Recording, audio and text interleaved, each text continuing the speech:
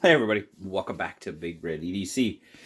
Well, we are going to take a look at this one today. This is a tactile knife Maverick. Now, yeah, this, I mean, as you can tell, it immediately caught my eye when I walked by the tactile booth, and I had to go check it out. Looks, I was like, oh yeah, yeah, and then I picked it up, and I was like, all right, I'm in trouble now. um, yeah, I didn't buy it right away. I had to think about it. I had to look around a little bit, because this was my splurge. This was my splurge of Blade Show West this year. So I'm like, all right, I'm thinking about it. I'm thinking about it. Saw a few other knives. I'm like, okay. And then I'm like, no, I'm going to go back and get the Maverick. And as you can see, that is exactly what I did. So what do we have in front of us? Well, you've got G10 handles, and they've kind of got a little bit of that distressed look to them after carrying it for a little bit. And you guys know from some previous knives, I kind of dig that look for sure. Crossbar lock, sort of deep carry clip. Now that was one of the things when I first, picked it up. What that concerned me was this clip, and as you can see, I mean, just from these, it was a concern. It just was. I was like, oh man, how's that gonna feel in hand?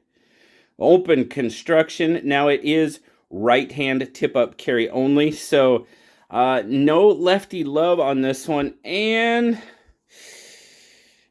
not a lot of lanyard love either. You might be able to get one on that post, but it's going to be close. It'll be really close. If you use some, maybe, don't use 550, use some smaller cord, you might be able to work that out. But yeah, then, like I said, this was worried me.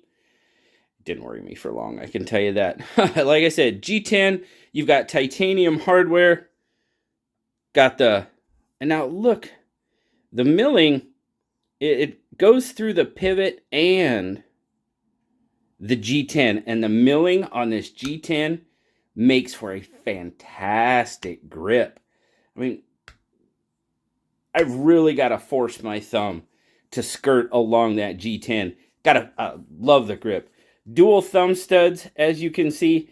And I know one of the big selling points for a lot of people out there with this knife, made in the USA. So there you go, guys. Now, centering, it looks pretty centered to me. Tell me what you think. Dual thumb stud deployment. Throws right out there. We'll zoom out just a little bit. But, oh, look at that. This crossbar lock keeps my fingers out of the cutting path.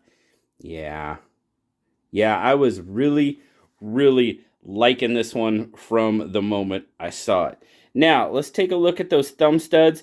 Now, if you go straight down, they are in the cutting path a bit. Not a lot, but they are in the cutting path. So definitely something, wow, okay. Definitely something to think about there. But overall, yeah, that just made me really, really happy on this one. Action is good. Nice. Detent, you're getting past that crossbar lock, but it's not bad at all. I like it. I like it a lot. 1 second, guys. Apologies for that. A little bit of an interruption. But anyway, back to this knife. The overall look, feel, yeah, it had me. It got me. Like I said, I did think about it I actually thought about it overnight, honestly. But, I had to go back to it. So there's your quick size comparisons. Give you that with the PM2. Then the bug out. Kind of right there. More PM2-ish, if you will.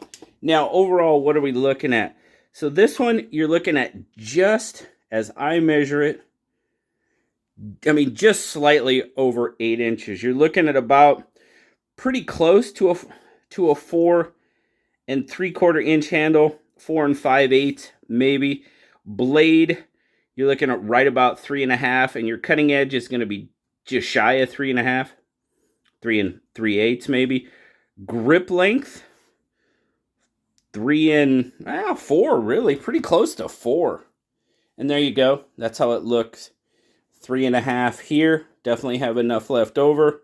If I had an extra finger, it would fit on there probably pretty okay. But fits in my hand very nicely. Definitely digging on it. So get a weight real quick.